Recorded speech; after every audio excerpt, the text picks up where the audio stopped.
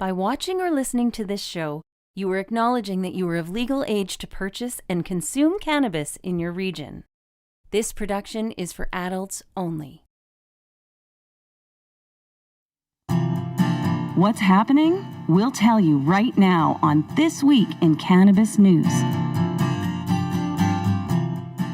Some really exciting things to talk about with David Wylie from the OZ. You can find them online at OkanaganZ.com. There is the beautiful website picture, and if I can scroll down a little bit, there we go. Cannabis and sports equals healthier athletes. A story I was honored to write for the last hit of the magazine, which, as I bring in my good friend David Wylie, I tweeted out a picture, an Instagram picture, actually. Well, I guess it was Instagram and Twitter, of some of the lovely magazines at Plant Life Jensen Lakes as I was in there picking up some lava cake from Delta 9 the other day. So the magazines are out there, David. The stories are great in it, and I'm really proud to be a part of the OZ for that particular magazine. I'm really proud to have you as part of it. Look at us. I mean, hanging out again, talking about what's new in the world of weed. It's awesome. Yeah. How can life get any better? It is. You know, we were just talking, this is episode 90, and we're going to talk about a story that kind of rings a bell to something we talked about way back in the beginning, which, seems like a long time ago now with the pandemic stuck in the middle of there. But here we are approaching 100 episodes of this show, and man, it's so fun to get up and think, what am I going to talk about today when it comes to cannabis? I just really enjoy this, and this segment is so much fun because we bring information. I just had a person reach out the other day and say, there's a lot of growing shows and I love them, but I love that you guys take a news angle to different things. So it's one of the things that the audience certainly does love, and I think they're going to love this first story that we're talking about. I certainly am excited about it. As I said, when I first found out that Harvard was going to be studying cannabis, I said, I guess we can throw out the weed is for dummies kind of stigma that's out there, because this is a Harvard study that is finding cannabis can be effective for chronic pain. And so many people have chronic pain, David. Yeah, I'm one of them, actually. I know this from experience, that cannabis, it really does help with pain. And research, like you said, of Harvard Medical School joins other research. You mentioned that we've been doing this for a long period of time. And one of the things that you find is that there's a lot of research that's crossing over. And this is certainly one of them. It's helping to establish cannabis as an effective long-term treatment for chronic pain. The study's small, but the results are intriguing. It found that individual cannabinoids appear to exert unique effects on pain and comorbid symptoms.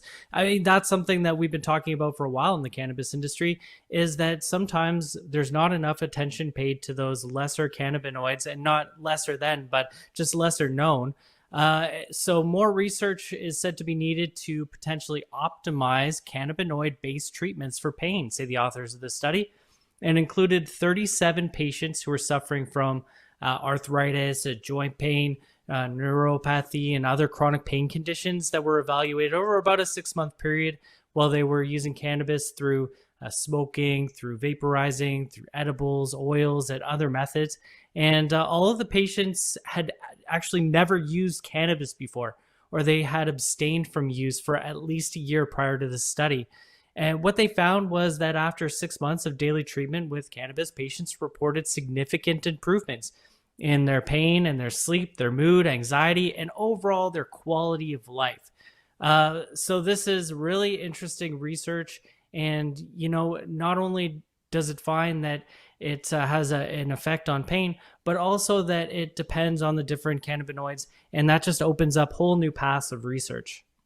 It really does. And, this story excites me so much. And, I guess the non-believer might say, well, there's a lot of ifs and buts and mights, and more research has to be done. And my answer is yes. I can't wait for that more research to be done. I agree, because this is so positive, and we kind of have known about whether it's a terpene that doubles as a cannabinoid like caryophyllene and some of the benefits that they might have and that they do have, and there's a lot of anecdotal, and now there is starting to be more and more actual research that's saying yes, this is, and that's going to lead people to dive in to multiple, to different terpenes on their own and cannabinoids on their own and things like that. And it's studies like this that, obviously coming from a credible resource like Harvard, are going to spur people on to dive into this plant even more. And it's just, it's going to be like that kind of the trickle down effect where, it starts here and we're going to get all the research funneling through, and, it won't be long before we know so much more about this plant. This is so amazing, and it's going to lead to be better things, I think. One of the really interesting parts of the study is you hear from people sometimes that don't have much experience with cannabis, that they're worried about THC. They want to lean towards CBD. Well, the study found that actually THC is a really key ingredient to treating pain. But the other side of that is that patients have been using less THC over time as they figure out what the balance is between THC and CBD to effectively relieve their pain. So in some ways, patients are participating within that whole process of medicating. Yeah, it's so interesting, and I talk to people about this too. That I think people should take CBD. I take it regularly, twice a day. I use different kind of balanced cultivars throughout the day. But I do, if I have a really bad headache, or if I have I use some rubs and some creams. But if I'm looking for some pain relief, I'm going straight to the THC, because it does help. The CBD continually building up and having it in your system certainly helps. But if you want to, fix that kind of acute pain or things like that, you're going to go to THC. But the good news is, as you mentioned, is you don't have to get blasted. You don't have to get like a 25.6% sativa to ease some of your pain. Cannabis is different for everybody. And especially if you don't have a lot of experience, you're not going to need a lot of THC. You could find one of those 1-to-1 cultivars that's going to be right for you. And then you fine tune it as you go. As we always talk about, kind of journaling and keeping track of your experience, so the next time what you might be looking for when you go into the store. And it's not that CBD doesn't do anything. CBD generally works on your mood and that sort of thing. But for the physical pain, THC is definitely key. Indeed. Okay, let's get into this next story. And, we have talked about this company quite a bit. In our year-end special, it was about mergers and acquisitions and, downsizing. And here's Canopy Growth growing once again and, bringing in a pretty big name in the cannabis business. Yeah, mergers and acquisitions. That's where we said this was going to be at. And certainly it's one of the big trends right now. Canopy Growth, you got to know them by now. They're a whale, and they've gobbled up Ontario-based Supreme Cannabis Company. So they're behind 7 Acres, which is quite well known, and some other ones. The deal is worth $435 million in a stock transaction. This comes on the tail, too, of Canopy acquiring Ace Valley. So as far as what Canopy gets out of it, they strengthen their brand portfolio with the 7 Acres, it's Craft Collective, Blissco, Truvera, Sugarleaf, and Highway. And Supreme, they get potential exposure to the U.S. market through Canopy's inroads there. And Supreme also says that the deal is beneficial to its stakeholders. So Supreme shareholders will actually vote in June, and if approved, that deal is going to close by the end of that month. Other trends that we've talked about too in the cannabis industry, Dean, is more affordable products at a better price, that we're seeing greater variety, increasing legal sales, more focus on terpenes and some of the lesser known cannabinoids like we just talked about. And you can start to see where these companies are really, the big companies and the smaller ones are pivoting into these trends. It's so interesting when we talk about companies acquiring other companies and how big the names are. I mean, just on this set alone, Respect the Plant right there, 7 acres. You got PAX, you got a PAX up there. I mean, Canopy Growth, I think it said like about a 6% market share. I mean, they are, massively gobbling up different companies that are bringing them so much more reach out there. And this is starting, there's going to be, I think the rush to cannabis saw a lot of companies go too big too fast, and then they had to really take a step back. And some of the smaller producers, I think, are doing a really, really great job of holding up the cannabis industry, while some of the big companies, scale back. But then there's Canopy Growth that it's just like full steam ahead right now through all of this. Yeah, definitely. And it feels like every time one of these companies is purchased, another one just pops up in its wake. So where Supreme is now under Canopy, well, guess what? There's going to be another small, less known company that moves up into that space. And they are taking advantage of that, whether it's more affordable, whether it's better quality, whether it's putting terpenes on the bottles, whatever they're doing, whether it's selling Canada's first ever blunt, which is starting to make its way onto market through G-Tech. Like, these companies are finding ways to innovate and ways to make themselves even more desirable for the big companies that are just going to snatch them up again. So it's a pretty interesting cycle that we're watching here. Yeah, I can't wait for those blunts, those Canagars to get on the market, Yeah. just in time for like the camping season, right? Sitting around a campfire with I love a cigar. If I can combine like a Canagar with that, I'm loving it. And speaking of combining, man, there seems like there is a bit of a super group forming in the United States when it comes to the fight for legalization. And, we've seen those movies before, the Odd Couple and different things where maybe it's like pairings that you wouldn't think normally go together. This is kind of one of those, David. Strange bedfellows, right? Yeah. You've got major Republican Party donor Charles Koch now in cahoots with Snoop Dogg. So this alliance basically sees the Democratic majorities in the House and Senate. That's the time that we're living in, where the Democrats are in power in the White House. And this is a time that these groups believe that they're going to be able to take advantage of the political scenario and bring about legalization federally in the U.S. So the idea here is that Koch's prominence among the conservatives is going to help sway 10 to 12 Republicans or so to join the Democrats across the aisle and pass these the cannabis legislation that's coming down. This group is backed by Koch, and it's also involved with the Cannabis Freedom Alliance. This whole idea, it's fascinating to me because it was reportedly sparked by a Zoom call that Snoop Dogg had with Koch.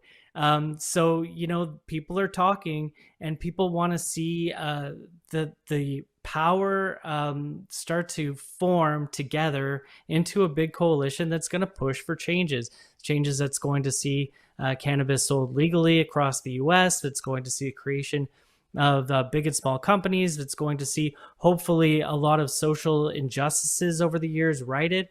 And it's awesome. I love it. And the fact that there are so many different groups that are working together toward this one cause just gives me hope that people could still work together.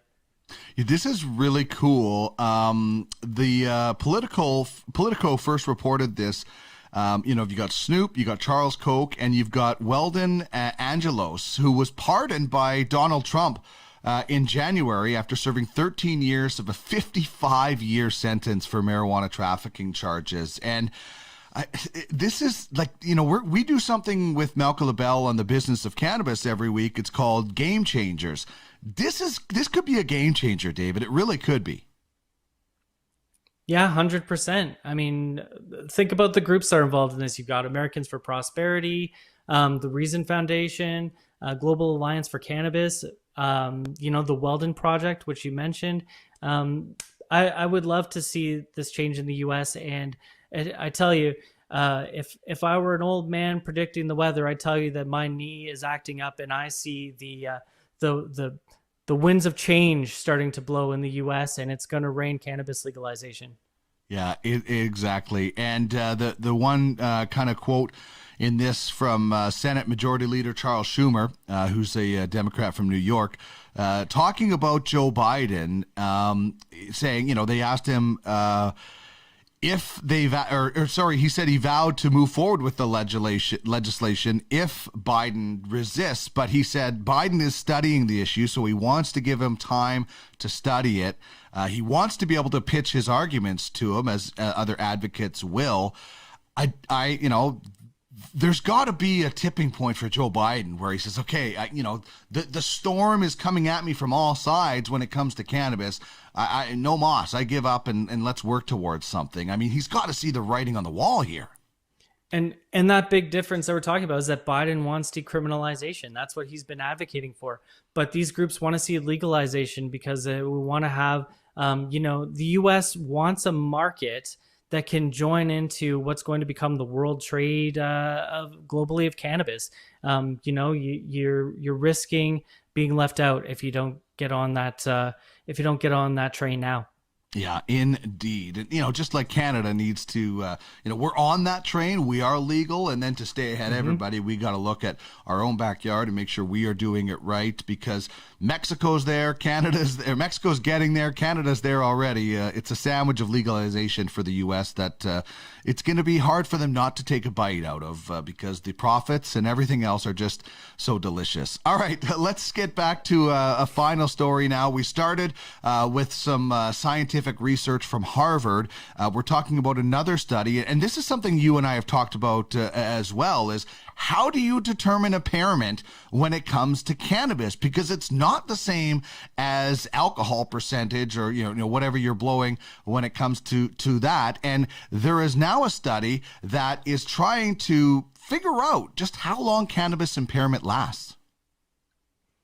People coming at it from different angles, right? We know that the current impaired driving tests out there just don't work.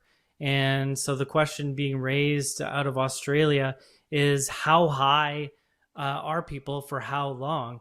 And basically the answer is that people are high and impaired for a different amount of time, depending on their experience level and how they consumed cannabis. And of course, that has implications for how you search for and enforce impaired driving. This is a comprehensive analysis of 80 different scientific studies, and it's identified what researchers are calling a window of impairment of between 3 and 10 hours. That's caused by moderate to high doses of THC. So for the study, a moderate dose is considered to be about 10 milligrams of THC. But of course, researchers are also saying that what's moderate for a regular user that could be different for a moderate user or a high user. So the whole scale is different across the board.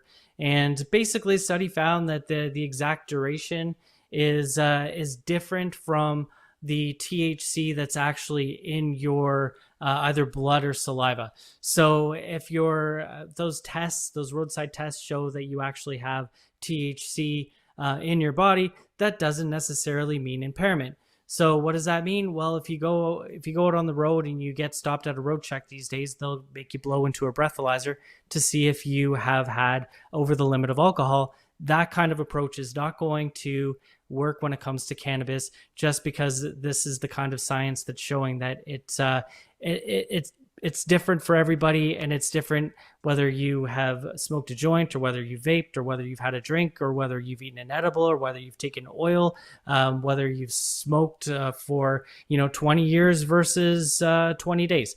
So there's a whole lot of what ifs and unknowns here, and all those sorts of riddles need to be solved before they can really come up with a solution for roadside impairment testing.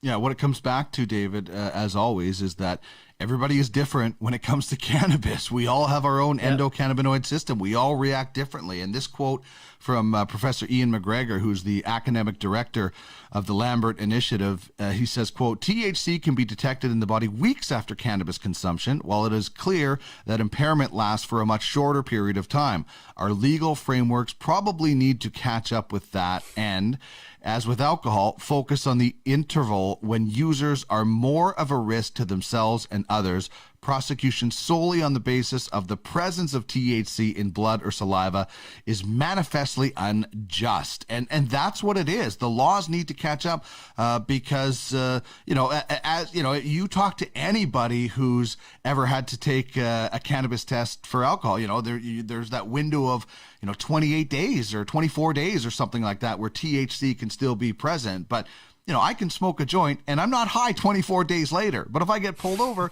and there's THC in my system, how is that a correlation? Like, it just doesn't make any sense. And I love that quote, particularly where he says that the legal frameworks probably need to catch up with that. Yes, I would say that they certainly do. And it's nice to see that people are working on it. The study also found that, that heavy users apparently show significant tolerance to the effects of cannabis when it comes to driving and cognitive function, while typically displaying some impairment. And again, that's really interesting. I've been in a lot of conversations with people who anecdotally will tell me that they can smoke a joint and 30 minutes later they're fine to drive. And it's weird. The science does seem to support that.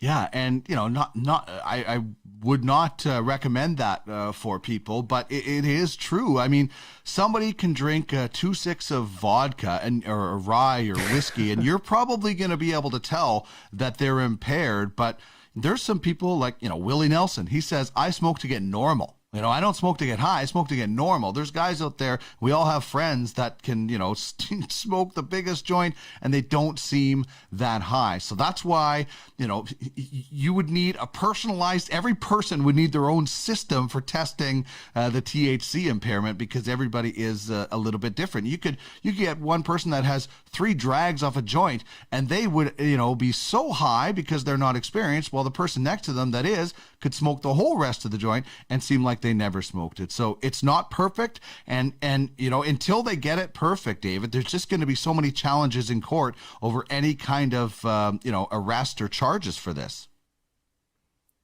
Absolutely. And, again, I think it's important to say that my policy is be a good human. Don't smoke a joint and go driving. You really don't want to wreck your life or somebody else's life, from here on out. So just make good choices. And as my partner Jenny would say, thanks, Dad. It's a real dad moment there for you. Exactly. Yeah. Common sense, though, does prevail. Do not smoke and get behind the wheel or vape or use any kind of product.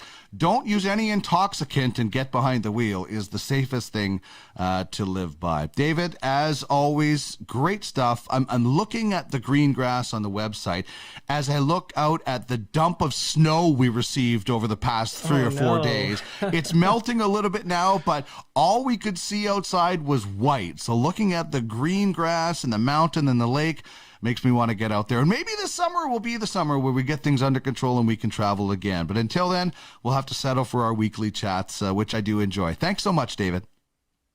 Well, wishing you some spring weather in the near future, my friend.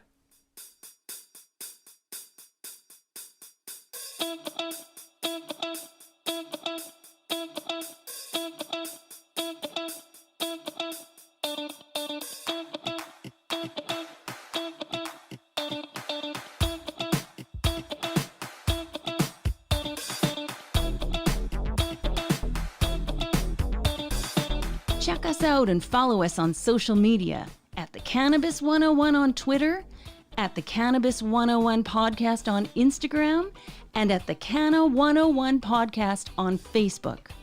You can email us at cannabis101podcast@gmail.com.